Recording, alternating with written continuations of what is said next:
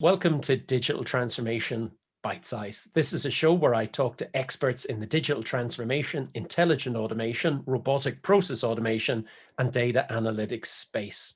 Welcome, Ashish. How are you today? Thank you so much. I'm good. This is a good day.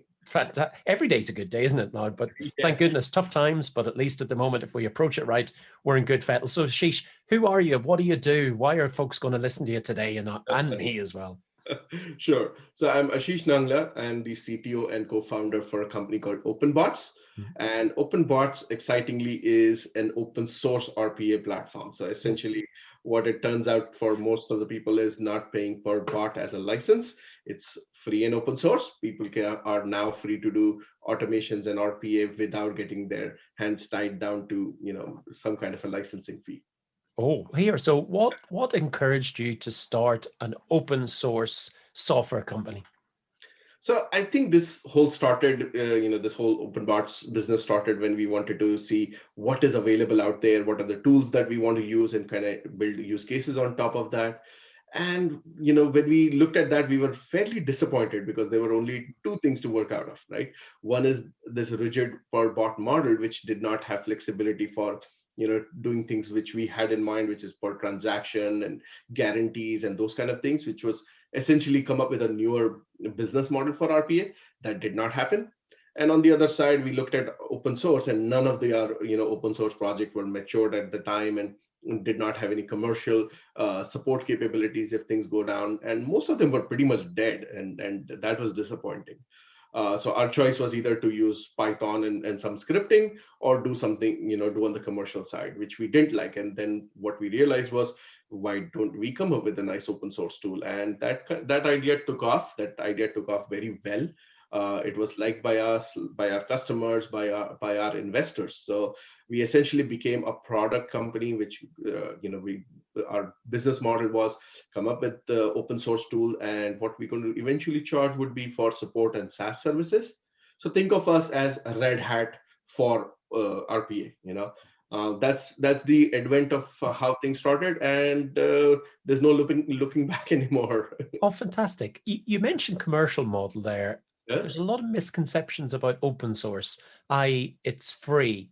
Yeah. What's the biggest misconceptions you come across around open source RPA software? So, these are companies that I talk to as to potential clients and things. And one question I always get asked is, how can it be free when on the other side it is, almost like 10 grand a bot? And what's the catch? What's the catch? But I think people need to realize that open source is what it claims to be, while on the other side, we are not sacrificing any capability and features. And most of our clients do evaluate us on the same same scoring sheet worksheet, as they call it, as they do for a commercial vendor. Now the only thing difference is how we make our money and what is the business model behind it. We make our money from support services, so essentially giving you a warranty on the tool. A lot of it's an optional thing. So if you want to run this on production and very mission critical tools, and you want somebody to be able to answer the phone when something goes wrong, we have that service. That's our support service. On the other side, SaaS services. So if you don't want to host these things out of your um, own premises, your own machines, we offer SaaS services as well. So you could use one of the two options available. And that's how we make money. We don't have to make money out of every bot and every automation and every machine and every user and every developer. We don't want to do that. We as I call it, we basically have a bigger pie and a smaller piece out of it, and not the whole pie. That's Yeah. our approach to it. I like that. I think people would be delighted to hear they don't have to pay much all the time.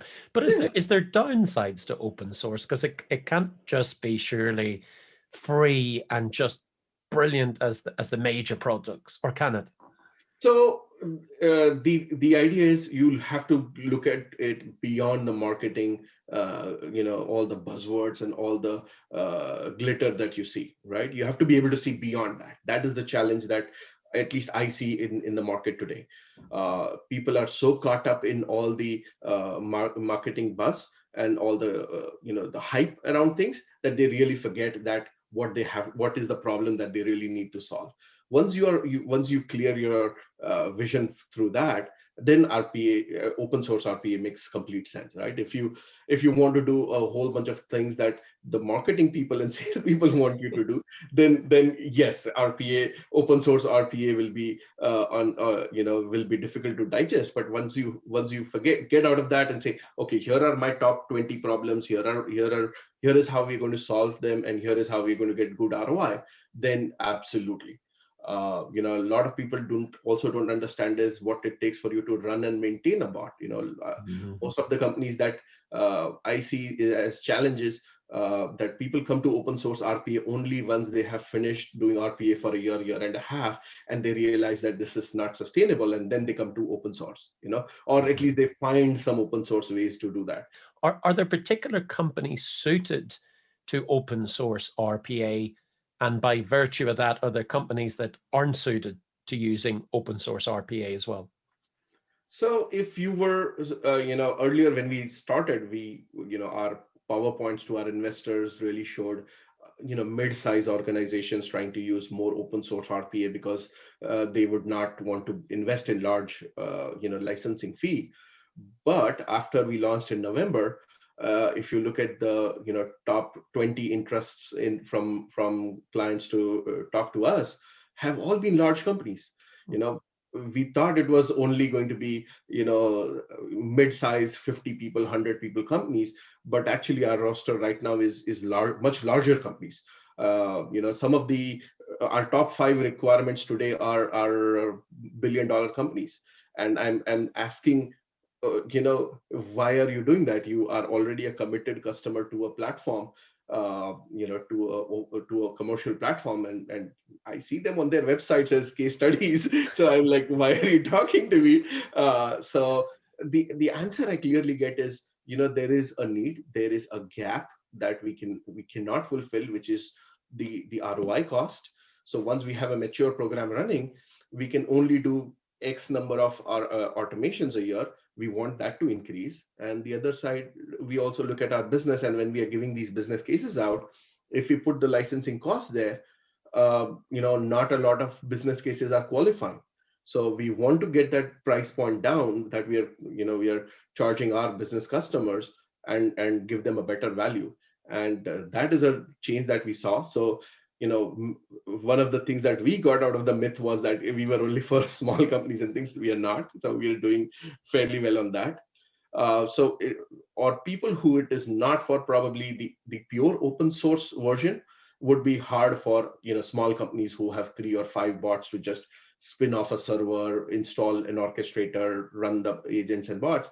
And that's why we have the SaaS services. So once you are on the SaaS, you can do these things more easily. You don't have to worry about how to orchestrate these processes, how to schedule them. If you have machines that you are running on a day-to-day basis, you can just continue to use them as agents, and not have to invest in new infrastructure. So that's the gap that we have fulfilled also, as of now, and continue to fulfill. So who can use open source is not really a question anymore in my mind. At least that's what our objective has been, and that has changed recently. See, that probably goes back to my misconceptions, because you always imagine open source and you go, there has to be some script kiddie who's a genius who hacks at this thing. And therefore you're sort of going, is that a big organization where that skill exists? But then you sort of worry about the security, because that's a challenge you hear in the market. Someone's Exactly. put in a line and code to open source, and therefore it's at risk, and you can't have it in the cloud. Or else it's someone who just happens to be a gifted genius in a smaller, an SME company, and Yeah. they're the folks who will use this because, with respect to companies, they maybe can't afford a full-blown platform. So I'm delighted you're busting some of the myths.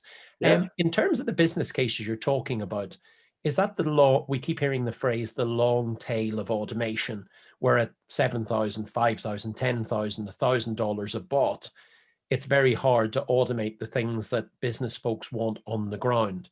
Is it Yeah. the long tail you're talking about there, or am I describing that No, that is wrong? that is correct. And people who start with these programs look at the top 10 business cases they have.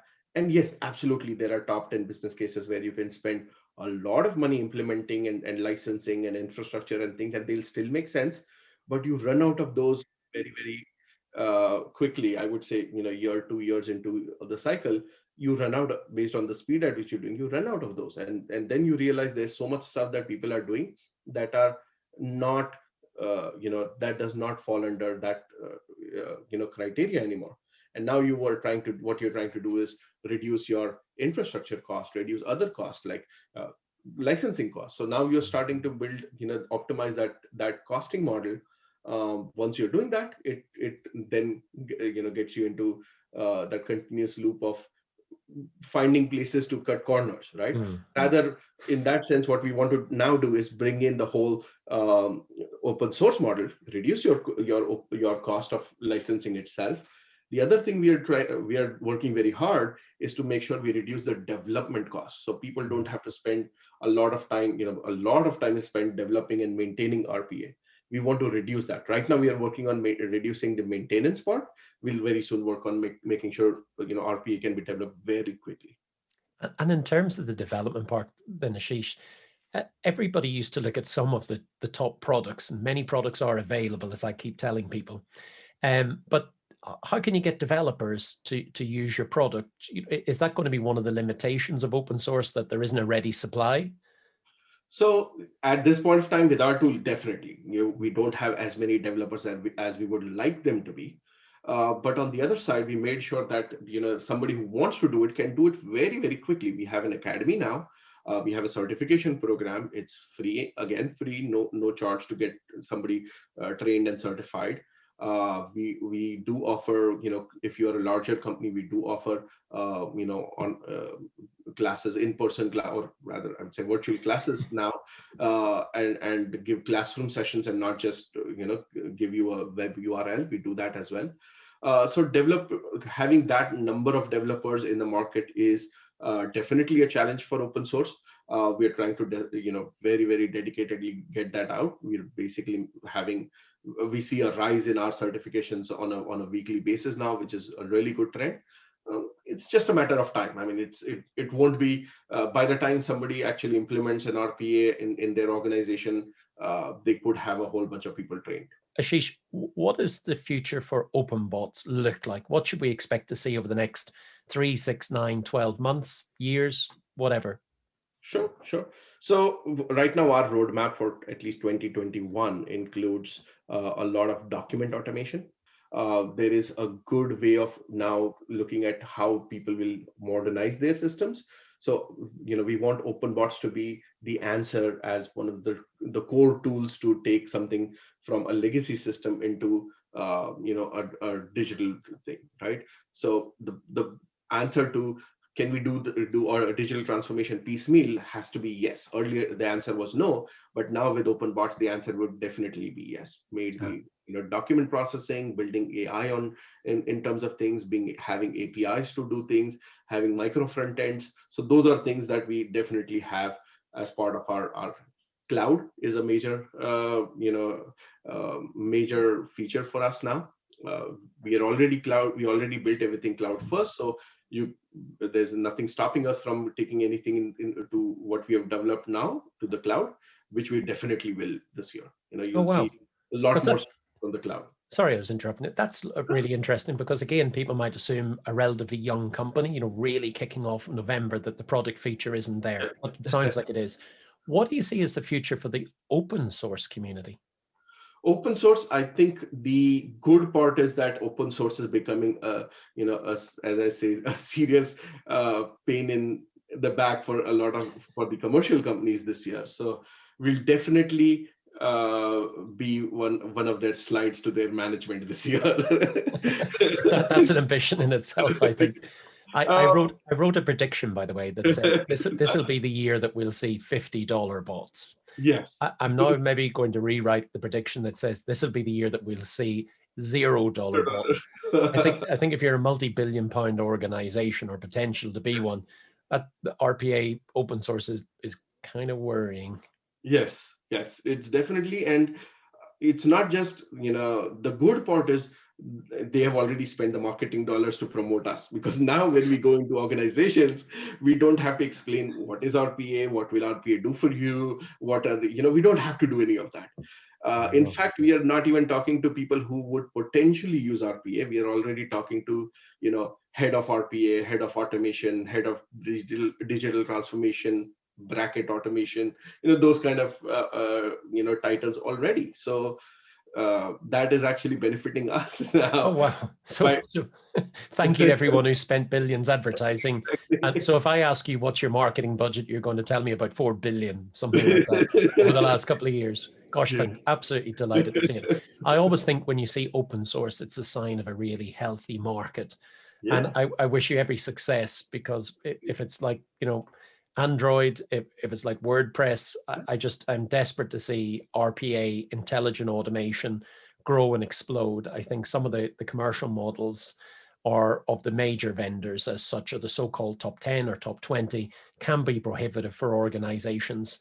But there's no such thing as organizations not having boring, mundane, monotonous things, or yeah. people not wanting to be more productive. So the more that I see automation and digitization in the market, the more it excites me. Ashish, thank you so much indeed. If people want to find out a little bit more about you and OpenBots, what do they do?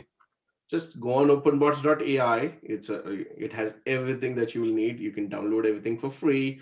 The documentation, training, academy, everything is there. Fantastic. Look, thank you so much for joining us today at Digital Transformation Bite Size. I wish you and OpenBots every success in the future. Everybody else who's listening in, stay safe, be good. Until next time, we'll talk very, very soon.